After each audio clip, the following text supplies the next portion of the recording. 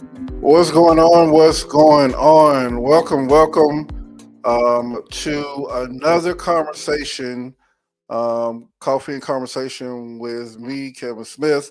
I'm so glad to have y'all back. I know this is not the normal time, um, but definitely happy to be able to have this conversation tonight. So I'm looking forward to this conversation tonight. It is Black History Month. And so, because it's Black History Month, I want to talk about Black history. I want to talk about where we are, past, present, and future. So, I'm going to do a 2 week series on this. So, I'm so happy to have one of my brothers from my church, Dathan, to come in and just talk and just have this conversation. So, Dathan, welcome, my brother. Welcome, What's welcome, going welcome. on, my friend? Not much, man. So, what I'm gonna do is I'm gonna have you introduce yourself, tell us whatever you want to say about yourself, and then we're gonna start this conversation. Sounds good, man. I'm Kevin Johnson. I'm the CEO and founder of Culture Care. We are a mental health platform matching individuals with therapists of like cultures and backgrounds and viewpoints. And so we are a startup launched in 2022. And, we are looking at going public probably quarter 1 of 2025. So, that's what I do as a nutshell. Personal life, married, 3 children.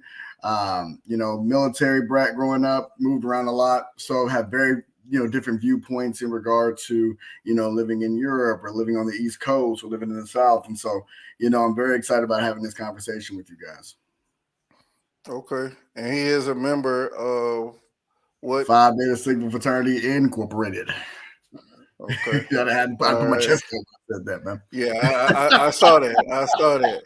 So, so I want to have this conversation about um it is Black History Month, and there's so much that has happened Mm-hmm. in my time and your time being on this earth, and we've seen so many things, and you never know what you're going to see. You never know what's going to happen or what you're going to encounter. So I want to start with this question to you: what does Black history mean to you?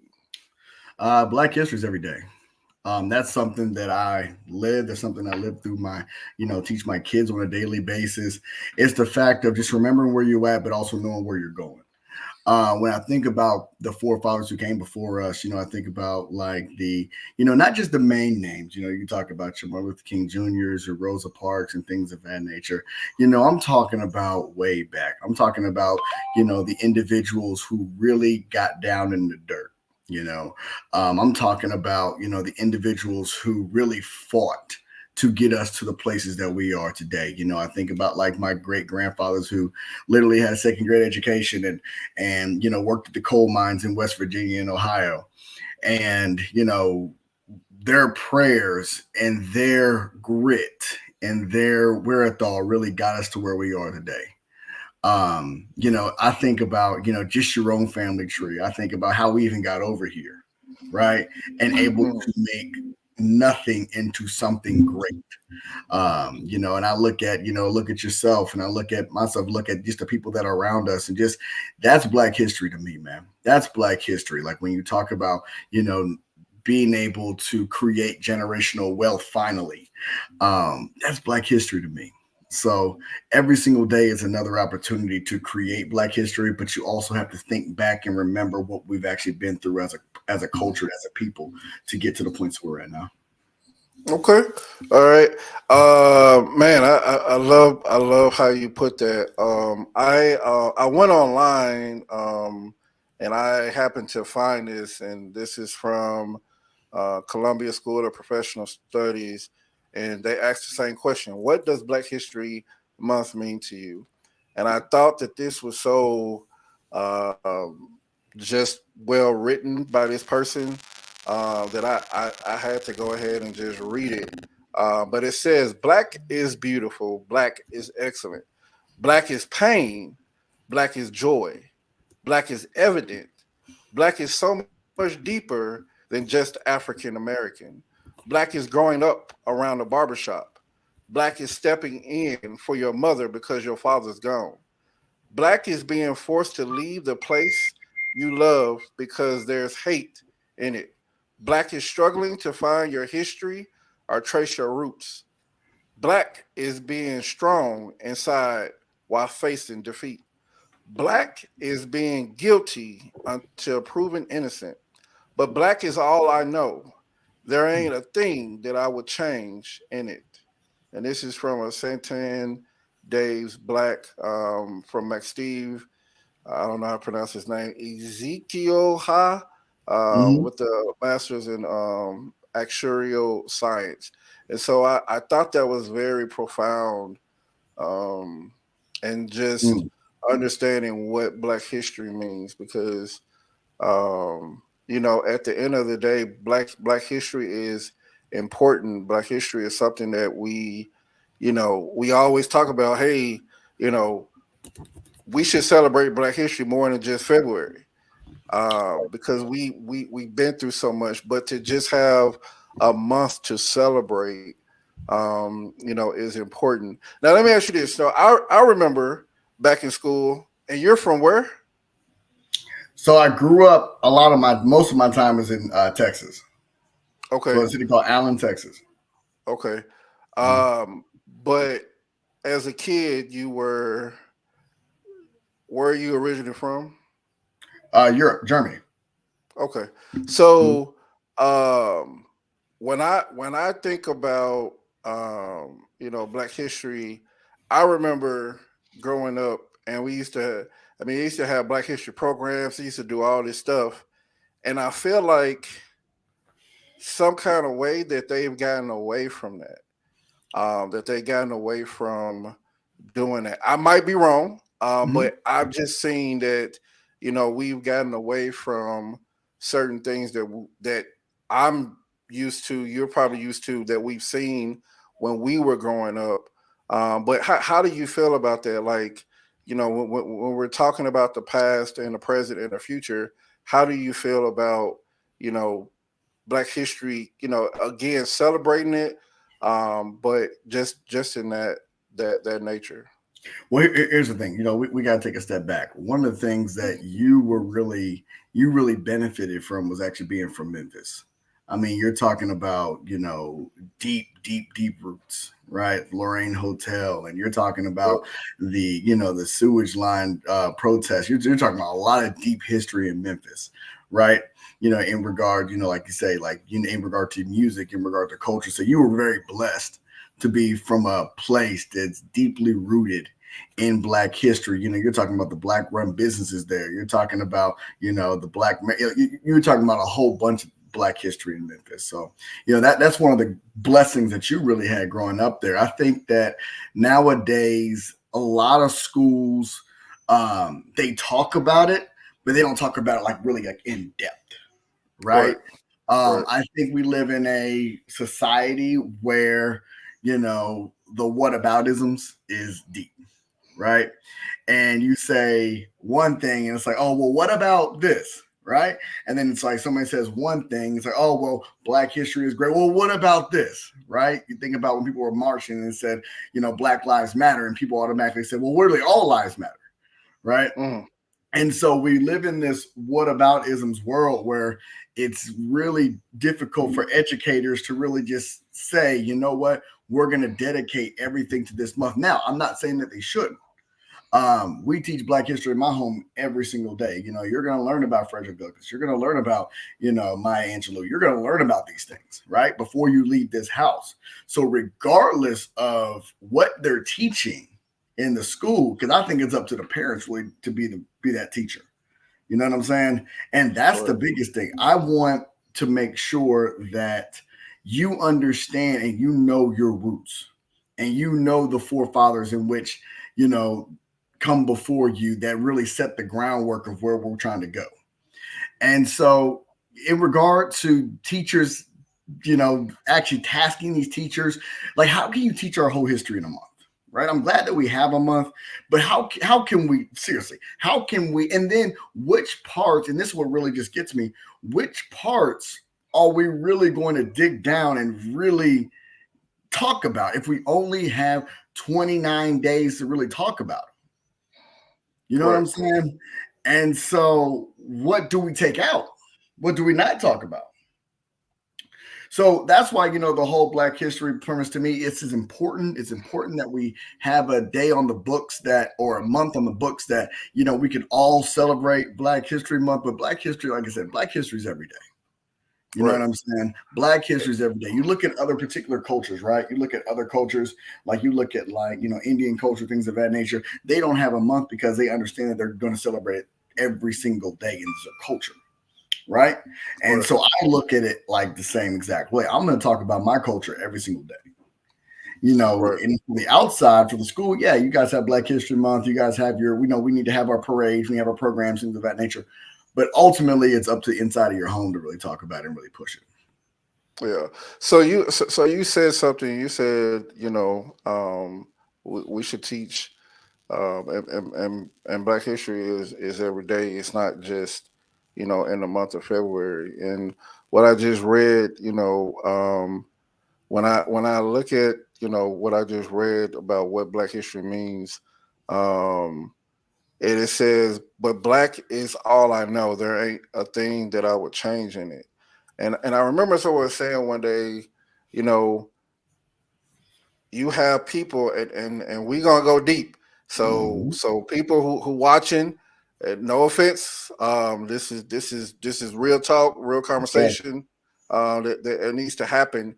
But when I think about it, and I'll be like, man, like you know, I I have to go out into the world when I step across my doorstep, and I have to know that I can't change this color of mine. I can't change and say, "Oh, I'm gonna be a different color today," um, or "I want to be this color today." I'm black each and every day, and I have to face what Black America has to face, which is, the racism, the underprivileged when it comes to schools. Now, I'm gonna get into that in a minute, because we can talk about how schools are here in Texas, on the south side versus the north side. But Mm-hmm. I just think about when we talk about Black history, it's true. Like we as we get older, and each generation should talk about this more to the young people, because they don't know. So the teens that we have now, and the kids that we have now, they're going to talk about George Floyd down the road. They're going to talk about what happened, with all of that. And so the thing is that we have to make sure that they understand that these things that happen, yes, they happen. But one of the things that I always come to understand is we that hate is taught. Hate is Mm-hmm. not something that you're just born and say, "Oh, you come out of the womb hating people." Hate Mm-hmm. is taught because you're watching someone hate someone, and Right. half of the time when you ask someone, "Hey, why do you not like this person?" and they say, "Well, because of their skin color." Why? So the Mm-hmm. the thing is, how do we? And this is a question for you. When, Mm-hmm. when when we talk about this, looking at the past and looking at the present, how do we begin to change that perception of looking automatically looking at me and prejudging me before you even got to know me? Well, I think it goes biblically. We're all born into sin, right? We all have that, and unfortunately, like you said, it is taught. It's taught by great granddaddy, great great granddaddy, things of that nature. The way that you build that is understanding, right? You build that by you know, trying to get to know the individual, but there is some level of prejudice, right? That we're all just going to work through. Especially being in the South, and I don't care where you are. You can be in the Northeast in Boston, you can be in Yep. Seattle. It doesn't matter, right? People automatically, unfortunately, are going to judge you the way you see you, You know, if I see somebody dressed in rags, you know, unfortunately, I'm gonna be like, I used to think, oh man, you know, they must not have a lot. But then I started getting around people with money, and I'm like, wait, that's just the way they dress. Brene Brown, I'm reading a book right now by Brene Brown, and it's called Dare to Lead, right? And what Brene Brown talks about is being able to take the story out of your mind about an individual. So kind of like, you know, when I see an individual, say they're late for a meeting, and I automatically think they don't respect my time, they don't respect me, they don't respect anything that I do. But really, you don't understand that that individual could have just lost their mother. The individual could have just, you know, lost their, you know, whatever. And we have to be more understanding before we automatically cast judgment. And so when you talk about how do we fix prejudice, right? How do we live in a world where we don't automatically judge people for what they look like? Unfortunately, in this day and time, you know, it's just about trying to get to understanding. And how do you get to understanding is through conversation, right? And if you have that conversation with somebody, then you're able to walk into something else. But if you don't have that conversation, which a lot of people aren't open to have, that's when you create these boundaries, and that's where you create these walls where we automatically believe that, you know, this group of people is something, because we have, you know, it's prejudice, unfortunately, you know, everywhere we are. But we have to be able to work through it, walk through it, have understanding. And if people don't understand us, we know within ourselves who we are. And you have to have that confidence to know who you are. So, you know, when you talk about understanding who you are and And whose you overall are. and who you are, you know, I remember my first duty station was in Alaska, Mhm. um, and I was 19 years old. Never been that far up. You know, I've traveled because, like you, I'm a army brat. My dad Mhm. was in the army, so um, but you know, being a young adult, and going, you know, that far from home, the South, by myself, you know, you don't know what to expect. So I'm Mhm. 19.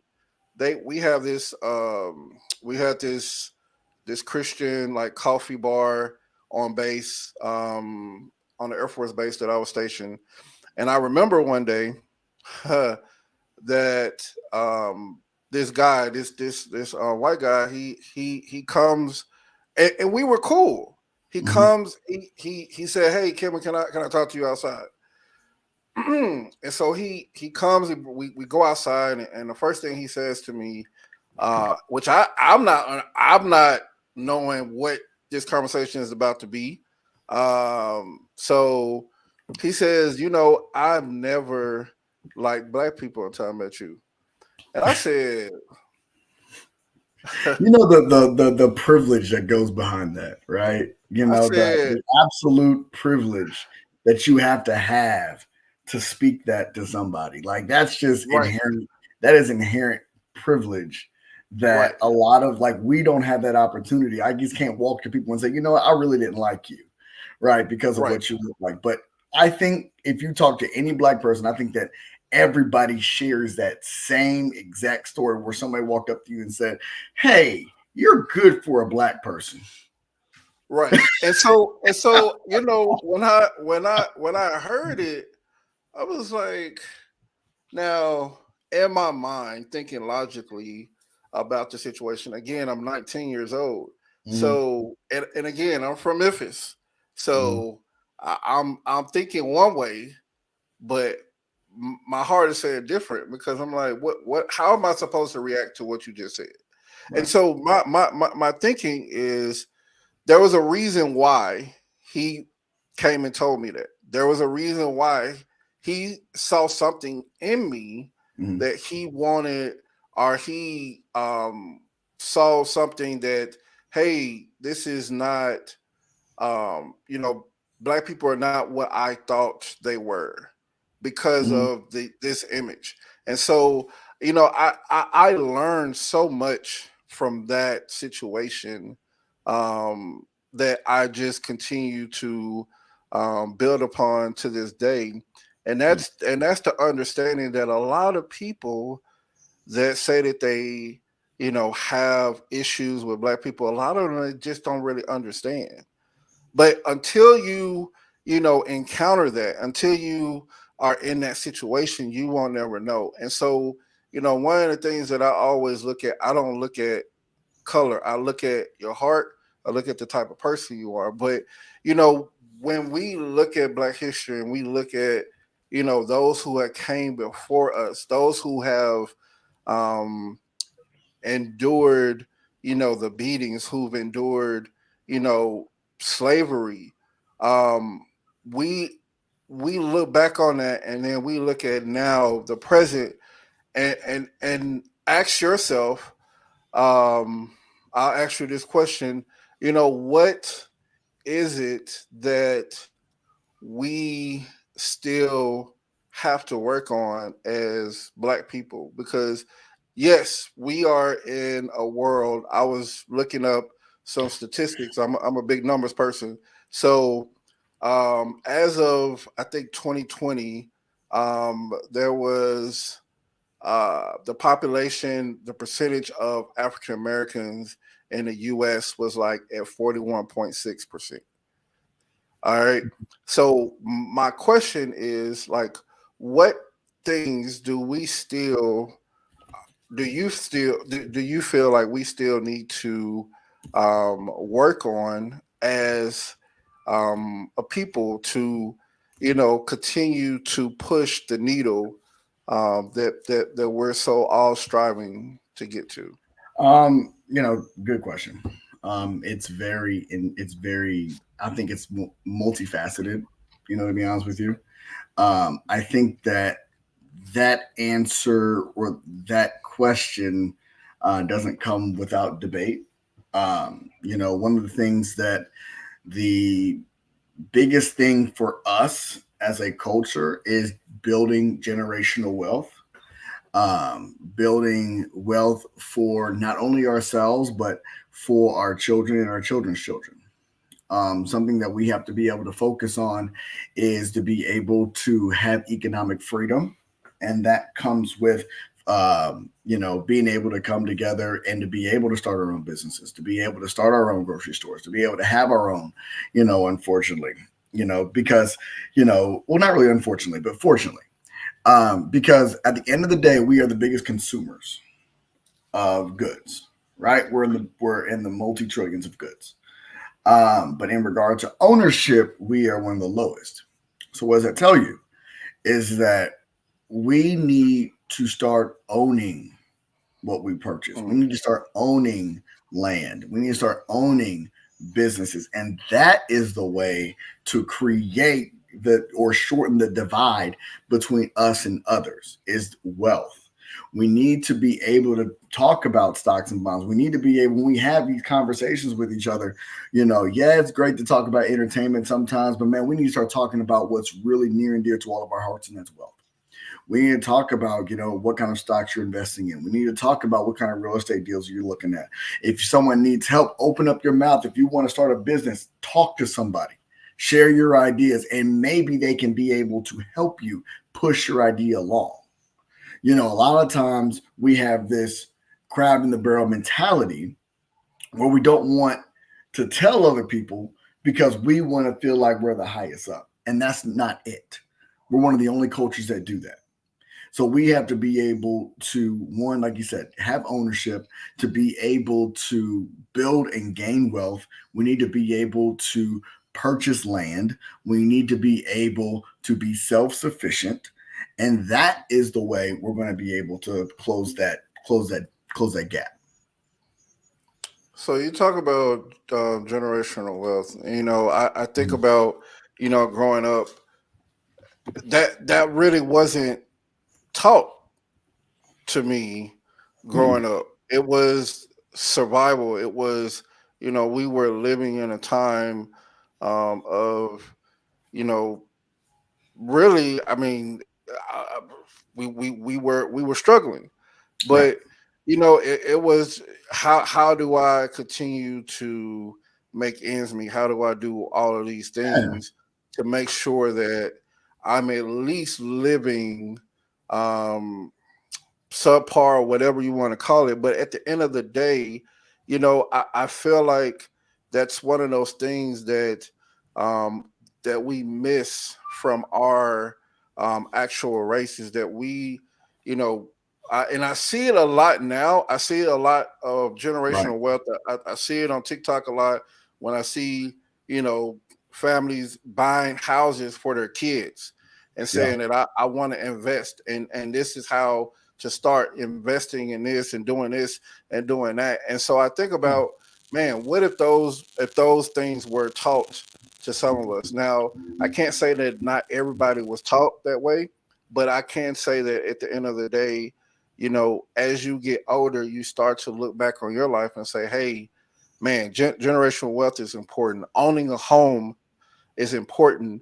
And all these big things is something that's so important and something that we, have to continue to strive to make better, and be able to show, you know, the people that's coming behind us the information and give them the information, and not keep everything so secretive, Yes. because that helps build, as you tell the next generation, they're Yeah. building. You tell the next generation they're building. Yes. And, as we continue to, you know, talk about these things, it helps the understanding of why it's important to get an education, why it's important for generational wealth, why it's important to own your own home.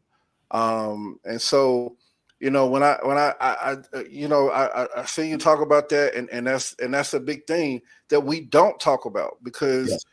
a lot of people weren't taught about Yeah. generational wealth. So Well, when go ahead. real quick. Let me catch you real quick on this. So, on the average black home, you already talked about, don't worry about the bills you ain't paying for, right? We ain't talking about that. There's a lot of things that we just don't talk about. You know what I'm saying? Don't talk about how much your mama make. Don't talk about how much your daddy make. We don't. That's something that we just don't talk about, right? But like you just talked about, how else are we gonna know? You know what I'm Correct. saying? How else are we gonna know? And also, I'm thinking, as I'm thinking in regard to what could really help us, taking care of your health. That's another big thing. Mm, You know what I'm saying? We have a huge health disparity in our community. mm, Especially mm. when it comes to physical health and when it comes to mental health, right? We're still Yes. dying at a rapid pace, in Yes. regard to, not going to your PCP, right? Not going to see a psychologist, not taking your medications, right? Under medicated, right? A lot of things that we can basically do, like you said, your wealth is attached to your health, right? Being able to focus on not only physical health, but your mental health, being able to talk to somebody. A lot of times, especially men, what we do is we automatically take our problems and we push them down and we go to work, right? One of my mentors told me a long time ago, there's no honor in working yourself to death, Mm, right? There's zero honor in working yourself to death. And what the problem is, like I said, we can't talk about generational wealth building if you're not taking care of your health, if you're not taking mm. care of the inner you, right?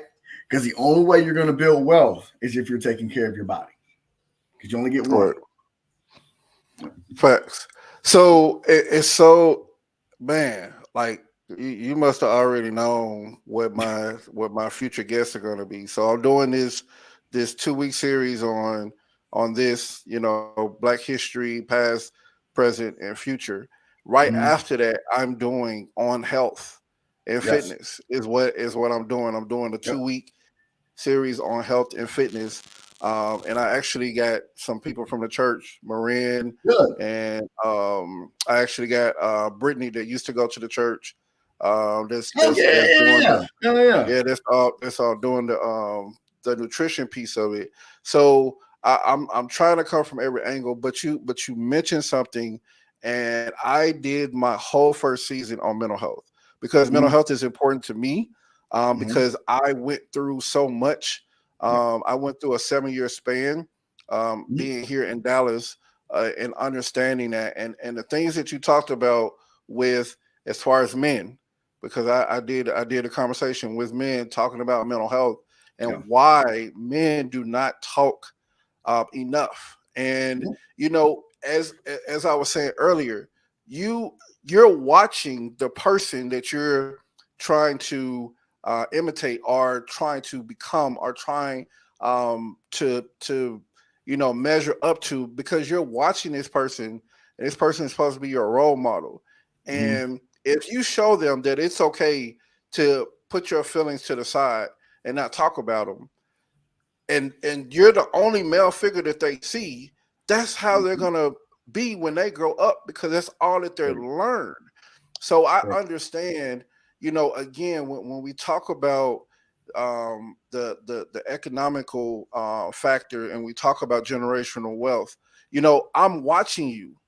Mhm. And I remember my pastor at my first base when I was in Alaska, he used to say this all the time: people are watching you from near and afar. You never know who's watching you.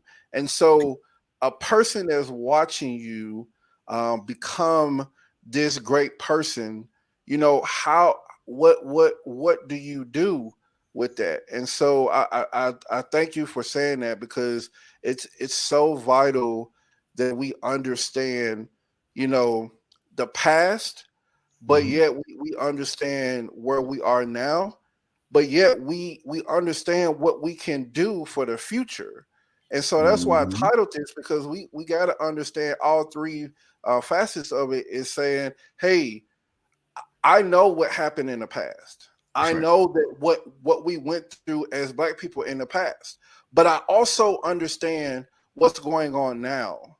But then how can we get to the future being able to say that we got generational wealth, being able to say that we own more homes, being able to say that, you know, we're back on Black Wall Street and we're able to do the things that we've set out to do and we've talked about for so many years, but we haven't put a plan in place.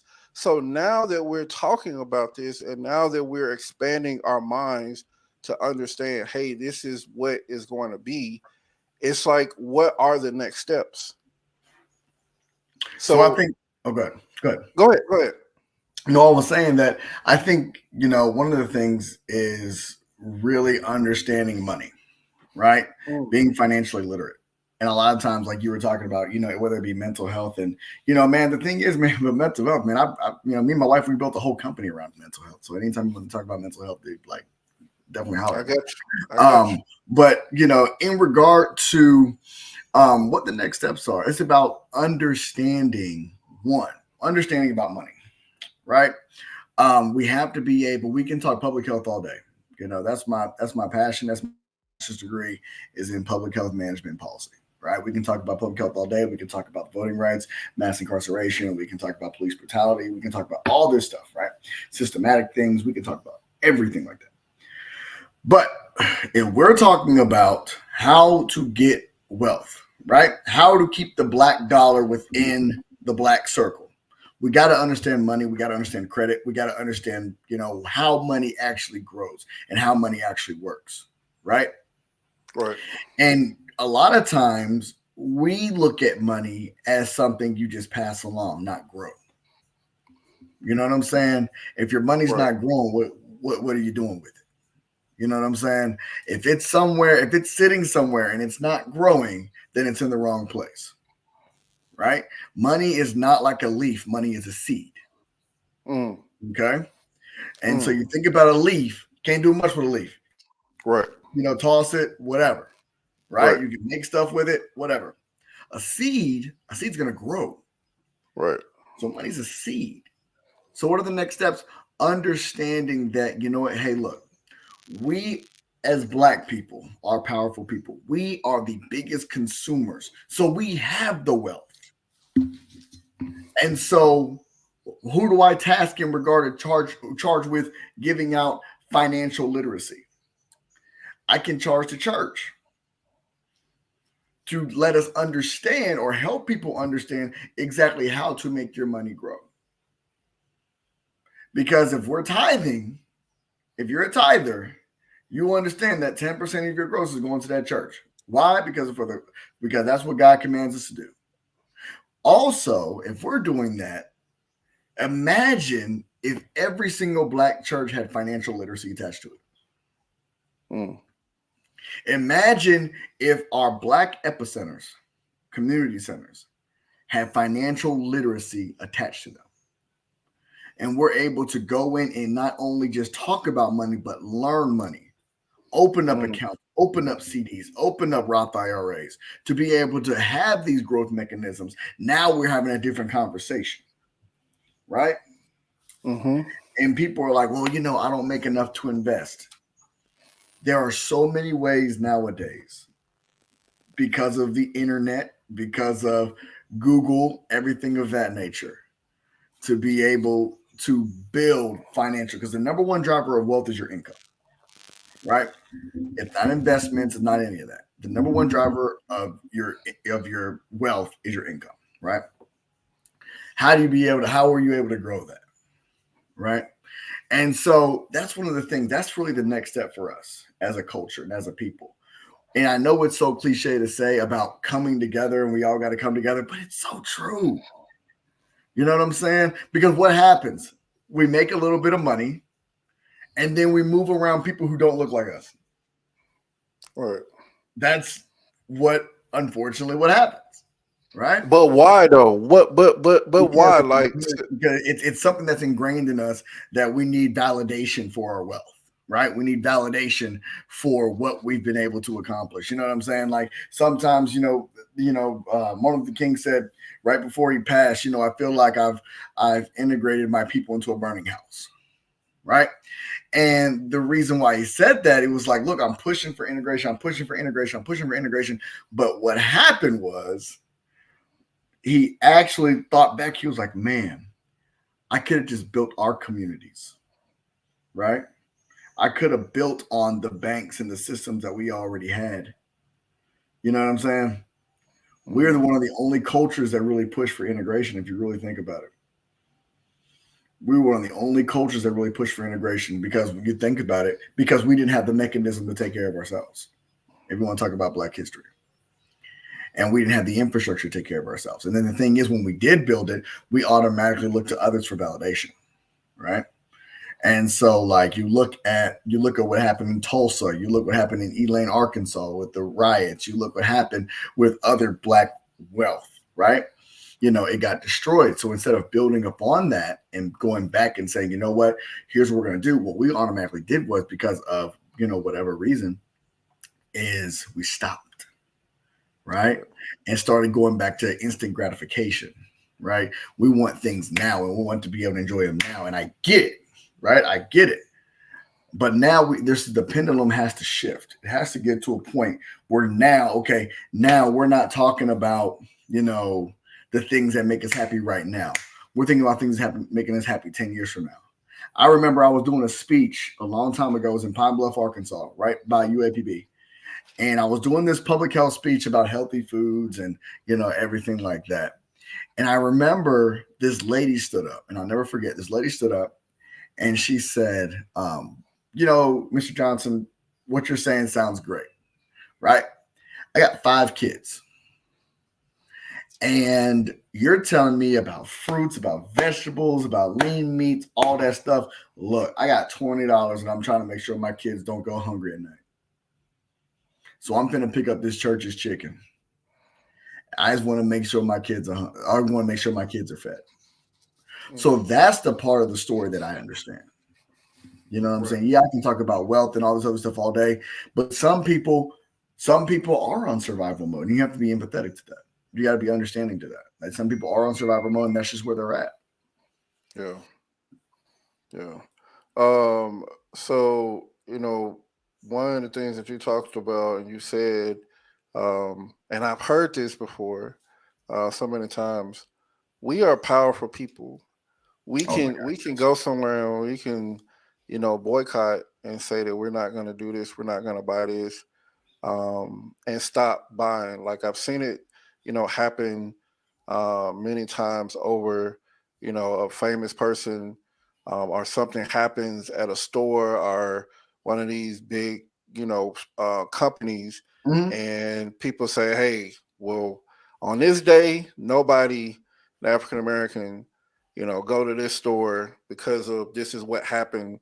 A black person was treated wrong," and so Mhm. everybody say they boycott, and people start losing money, and then people start to change.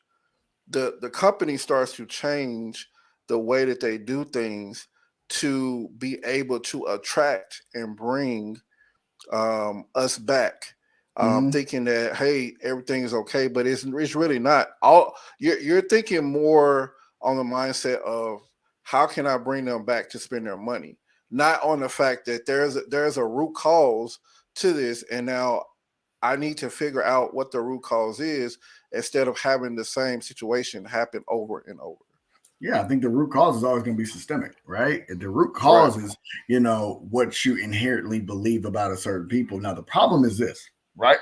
Because we are the number one consumer base, because of how much we consume, um, people want to pacify us and say, "Oh yeah, we're doing this, and Black Lives Matter, and da da da da." But are they giving them the mechanisms to actually build their own, Mm, right? If there's a grocery store that is mistreating you, what's stopping us from creating our own grocery stores, right. right? If the bank is giving you unfair rates, what's stopping you from banking black? Mm, If if your doctor is misdiagnosing you, what's stopping you from going seeing a black doctor? I'm not saying that we need to be, you know, disconnect ourselves from other cultures, but I am saying that we need to do more to be more self-reliant. Because right now, unfortunately, we're not. Like, you can't tell me, unfortunately, especially in the Dallas area, you can't tell me one black owned grocery store.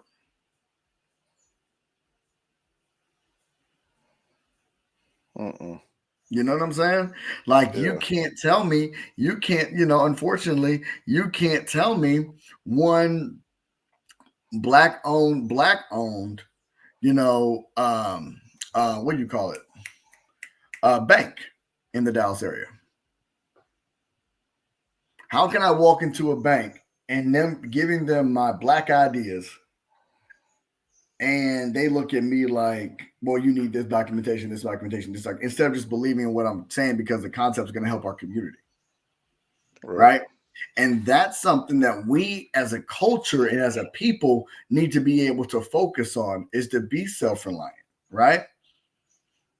And that's something that is very near and dear to my heart to be able to say, you know what, as a people, we have to be able to do that. And how do we get there? Right? How do we get there to say, you know what, we are going to open up these things? And that's just understanding how money works, understanding how money flows, understanding credit, understanding that everything is an immediate gratification, and being able to put our money together. You know what I'm saying? Being able to put our resources together to build something great. And I think we're in a position in 2024 to really make that happen. And other generations understand you were talking about, and I was talking about it in regard to survival, right? I ain't talking about investing because I got to pay this rent, right? I'm not talking about investing because I'd rather feed my kids. I ain't got extra money to invest. But now I think that in 2024, I think that we are in a position that we have the ability to take care of our mental health. We have an ability to take care of our financial wealth. We have the ability to do all these things. I think it's the pendulum is now turned. I think it's time to go.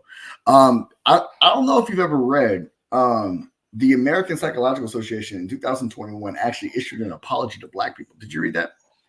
Mm-mm. Yeah, so they issued an apology to Black people because their documentation on how to treat us was very racist. And they acknowledged Mm. that. I'll send you a copy. And they Okay. acknowledged that. They acknowledged the way they were treating us was very racist. And I say that because people are now acknowledging the wrongdoings of what they were doing And in their quest to try to help, they were actually doing more harm than good. And I think, like I said, now we're in a position right now to be able to, as long as we're able to come together, man, we're able to do great things financially in regard to like building wealth and building sustainable wealth. Wow. Okay.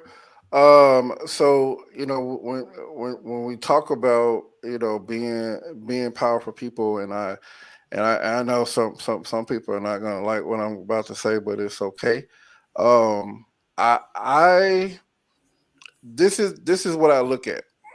I look at the fact that you know you will have so many of us go and stand in the line to go and buy the next pair of Jordans, Yes. but Instant gratification. But when it comes to education, you will find us not wanting to, not saying not wanting to, but you will find more people standing in line to get their kids Jordans than caring about going to get their education and wondering why their kid has failed and wondering why they're 17 years old and they're in the 10th grade instead of being ready to graduate. And so the systemic mind and the way that our mind is set up, it's the instant gratification of, oh, I got to get the latest thing to keep up with whoever you're trying to keep up with. But understanding that at the end of the day, that none of that matters, because I'm living life just like you're trying to live life. But the thing is, do I have to live life according to the materialistic things, or Right. live life because of my mind? Because my mind is going to take me places. A pair of Jordans is not going to take me where I need to go. And so we have to understand that, and I think about that in so many ways. When I was growing up, I used to look at the fact that in the city of Memphis, there were so many liquor stores. You can find a liquor store on every corner, and then you look at in certain areas, mainly in black areas, in the hood, you can find places that when you think about it, you don't have the healthy places. You'll find the Popeyes, you'll find the churches, you'll find all of these, you'll find the McDonald's, and the thing is they place them in certain areas. Not saying that there's nothing wrong, because I eat that stuff too, but at the end of the day, when we talk about health and we talk about promoting and we talk about building for the future, how can we build when we continue to have certain things come into our neighborhoods versus other things? So how do we change that mindset of people, to where you were talking about earlier, to where we can ourselves have a community of like Black Wall Street back in the day, to be able to come together as a race and say, hey, you're going to do this, grow our own food. Like, there's so many things that we can do, but we don't do them. And I know people have thought about it, but the thing is, how do we change that mindset? Well, I think your question is very a lot of layers to this thing, right? So let's Right. peel it back a little bit, right? In regard to school, right? Let's start off with there, right? In regard to school, 4-year educations. If you're gonna go get a degree that can't sustain you, unfortunately, you're wasting your time, right? We are in a generation now that we need more trades, right? We need more electricians. We need more plumbers. We need more carpenters. We need more HVAC technicians. Those are the things that we need, right? And you can make a great living by doing those, right? We need trades. I think especially for our young men, right? We need trade. That's the fastest way to entrepreneurship, is having a trade and having something that you can do better than anybody else, and to be able to get that done, hire people under you, manage finances, manage budget.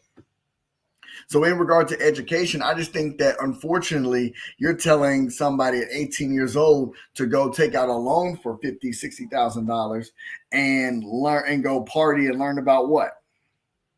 You know what I'm saying? And that's the thing, right? That's the thing nowadays. Like I think about it, yes, education is very important. Don't get me wrong. And I'm not saying that it's not important. I am saying that to live what you were talking about in regard to saying what is more important, is this 4-year school or this trade, right now is going to be a trade, right? Like, do you know welders and mechanics? All those guys make 6 figures. If you know how to do it right, if you know how to position yourself right, right? And you can do it forever, right? And so, and think about when your plumbing goes out, how much you have to pay to get a plumber to come out, to even drive out. Right. Right. So to have a trade is something that's way more important. And I think that's to keep you way more interested, because studies have also shown that Black, especially men, we like to use our hands. We're built to use our hands a lot of the times. Right. Right. So yes, there's sometimes where, we're going to be a doctor, lawyer, teacher, things of that nature. Yes, you need those 4-year degrees. But in regard to, or you want to be a professor, yes, you're going to need those 4-year degrees, doctorate degrees, master's degree, nothing wrong with that. But for the average person who's saying, 4-year degrees, just not for me, it's just not in the cards for me, I got something for you. Let's go to trade school. Right. And that's going to be very important. So going back to your next question in regard to, the liquor stores, gun shops, pawn shops, they'll be in the neighborhood. I get it. Right. When I worked for the Arkansas Department of Health, we actually did a study. And if you've noticed, the stickers, the cigarette stickers that are on the windshields or on the windows of the gas stations, those are only in impoverished areas. You're not going to find that in Frisco. You're not going to find that in McKinney. You're not going to find that on West Plano, right? Because those gas stations are being incentivized by the tobacco company to be able to push it. Okay. And so they do that for a reason, right?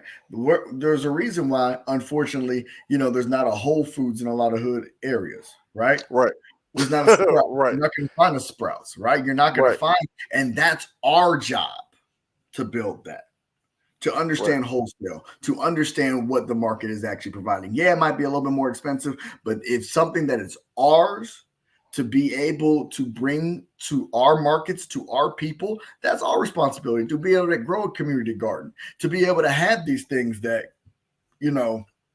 if we can't make it, 30 miles or 25 miles up to the suburbs, why can't we have it right here? Right? Now, we can blame it on investors. We can blame it on this, blame it on that. But at the end of the day, it's up to us to be able to build. It's up to us to be able to build. And a lot of times we look at the situation and go, man, I really wish, who really has it going right is, I know the mayor of Little Rock. His name is Frank Scott. And he is actually doing an amazing job right now. He actually went to the University of Memphis. And he's actually doing an amazing job in Little Rock. Just building up the area, especially the southwest side of town, putting those Whole Foods, putting those grocery stores, putting those banks there, inviting. And so that's the thing about it too, having community leadership to be able to attract these companies. If we're not going to be able to financially build it ourselves, we have to be able to have the community and city leadership to be able to push our message forward. That's why voting is very important. That's another thing. Voting is very, very, especially like the national election, all that's great, but it's about your local elections. If you're able to vote in your local elections, that's way more important than the national stuff. Unfortunately, a lot of us don't make enough money for the national elections to even matter in your personal life. So what's really going to matter is who's on your school board, right? Who's in your city council? Who's going to be your mayor? Those are the things that are going to be really, really important. Who are going to be your county judges? right? Those are going to be the most important things, especially to black folks. Who is going to be able to push our interests forward?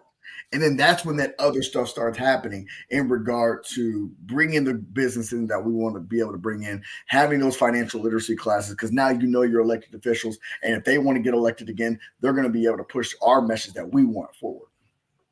Yeah. So I want to go back to education, and I want to talk about our schools that we have, and we can talk about the ones here in in the Metroplex, because I when I got here to Texas, I was like, man, there's a big difference between going out to Oak Cliff Oh yeah, and going to it's Allen. still heavily redlined. It's still Yeah, heavily redlined, 100%. and looking at, I looked and I saw an article last year, and they were talking about the top 20 stadiums in the state of Texas. Three of the top stadiums that there was millions of dollars are right here in the Metroplex, Mhm. and they were in the top 10. And so, I look at the disparity that's between that, and you look at, and I think about the past and how African Americans in the past didn't have the books, and didn't have the things that they needed, and they had the old books. But then you look at the other schools, and they get all of the new things, and so the hand me downs went to the black schools. The things that people would want to throw away went to the black schools, and so that's another thing. If we, I feel like if we really came together. And I know all people always say, well, we need to depend on these people that's making all this money, but we have the power to come together as a people. It doesn't matter if you're a millionaire or not. It doesn't matter if you're a sports entertainer, if you are artist. Like, I feel like the people in the community, the bread and butter, the people that's in the community, that know the people, can come together and build something great. Then we won't have to look outside for things because we've already built it from the inside. That's And right. so we know that no one can come in and take something that we've already built and try to take it away, because we built it. That's right. Instead of somebody else trying to build it, we built it. That's right. So, I just think about that, but I want to hear your input when it comes to, the disparity when it comes to education, and when it comes to the school system. Just, I mean, here really in the Metroplex. I know it's probably around the U.S., but Yeah. I mean, I know you and I can speak on Yeah. just here in the Metroplex.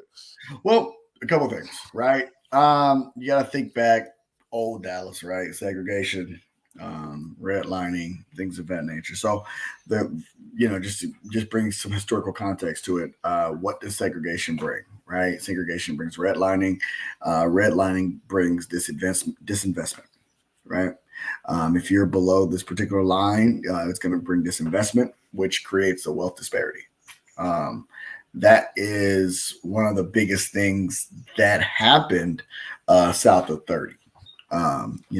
And it's something that you have this inequality between the North and the South, and there was always this resentment, um, unfortunately, because there is a lot of culture, there's a lot of history down there, um, and there has been as of late. Not anymore because you're seeing a lot more investment south of 30, which I am excited about. There's a long way to go, but there is a lot of investment down there. Mm. I think that it took years because of stigmas that were attached to south of 30. I think there was a lot of, because it was a higher population of black people. I think that you thought that there was a lot of crime, there was a lot of this, a lot of that, a lot of this, a lot of that. The difference between south of 30 and like this Frisco, McKinney, Allen area, unfortunately, the kids get in trouble the same amount but it's just that up here, fortunately, up here, you happen to have a safety net, Right. right? And I can pay to get your way out. Right. And unfortunately, a lot of communities can't. So Right. instead of having these, rehab programs or counseling, or, you're going to do community service and da da da da, because I afforded a good lawyer to be able to represent you and to be able to say that you're a good kid and to be able to wipe this off your record and da da da da. Unfortunately, if you're in a situation where you can't do that, you have a record at 16. Mm. You know what I'm saying? Hard to get into college with a record. Yeah. So then, right? Facts. You know what I'm saying? Facts. And Yeah. so, yes, there's still a long way to go. Like there's still a long way to go between like the South Lakes of the world and the South Oak Cliffs of the world. Still a long way to go. Yeah. But I think that it is one is systemic, but at the same time, I think that there is a path that we can get there. But not only is it going to take finances, it's going to take mindsets to be able to change that. Right. You can bring in all the greatest companies in the world, but if your mindset isn't there Mm. to be able to say, you know what, I'm going to take care of my community, I'm not going to do certain things, then unfortunately it's all for naught. You can bring in great companies, but if you terrorize those companies, unfortunately they're leaving. Right. So it's about being able to, like I was talking about before, being able to take care of your community, having pride in what you have, right? Yeah. Like you don't see in some of these communities, you don't see people, acting a fool like that because they care about their community. They care. Right. And I think that right now, you look at the Duncanvilles of the world, they care about that community. Cedar They Hill, do. DeSoto, they Yep. care about their communities. They ain't gonna let just anybody, mess up what they got going on. And there's a Right. lot of great things going on. And that's why I tell, listen, telling your listeners, like, go on down there, spend your money, spend your dollar down there, because I think that, in my opinion, I think that that's the next growth spot. If you're an investor, that's Cedar Hill, DeSoto, Lancaster, Duncanville area. That's the next spot. They've already. I'm telling you, that's the next spot. Hey, facts. I stay in Cedar Hill. That's what I'm saying. I That's live in here. the Yeah. next spot, brother. That's Yeah. it. To be Yeah. honest with you, you talking about investment dollars. That's the next spot. Yeah. Hold on 1 second, brother.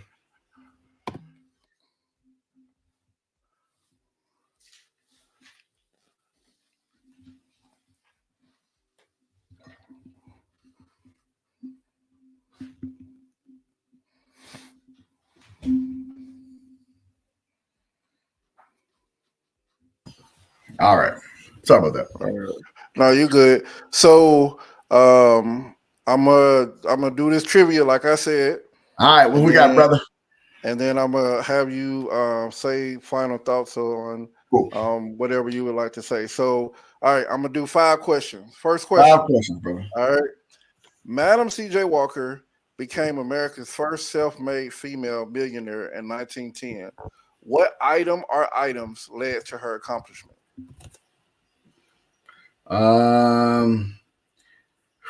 It was hair, right? It was a perm, right? When the perm? Okay. You said perm, but okay. So what hair for who? Hair for us. Hair for black women. Okay. That I was looking for women. You said, I was looking for a straight. Madam C.J. Walker did a lot, brother. She did. Yeah. She was an entrepreneur to the head. Yeah, no. What was the Greenwood area of Tulsa, Oklahoma, also known as in 1921? Black Wall Street. There you go. Okay. Okay. I see you. Greenwood, all right. Who was the first African American to serve as a United States Secretary of State? Colin Powell. You know it? Okay. All Sir. right. Okay. Man, I'm gonna have to. Okay, I was trying to give you some easy ones. I'm gonna have to No, brother, don't do that break to it me. down. All right. The first Jim Crow law segregated train passengers. Where was it passed?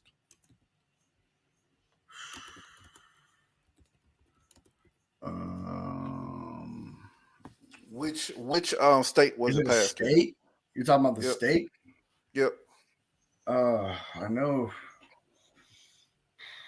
Was it Jim Crow? When was it passed? Like where was it passed? Like where did Jim Crow Yeah. begin or where So did it end? the first Jim Crow law segregated train passengers. Where was it passed? Was it Virginia? Mm-mm. Alabama? Mm-mm. Which one was it? Florida? My home state. Oh, Tennessee? Yep. Really?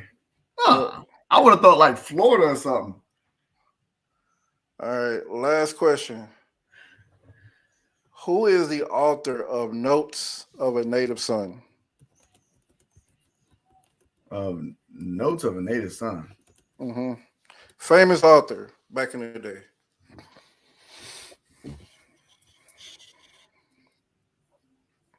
Okay. Notes of a Native Son. Okay, give me one hint. Because I Man, think I know who it is.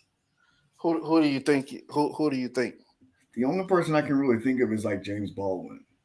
And that's the answer. Boy, I'm trying Look to at you. Look at you.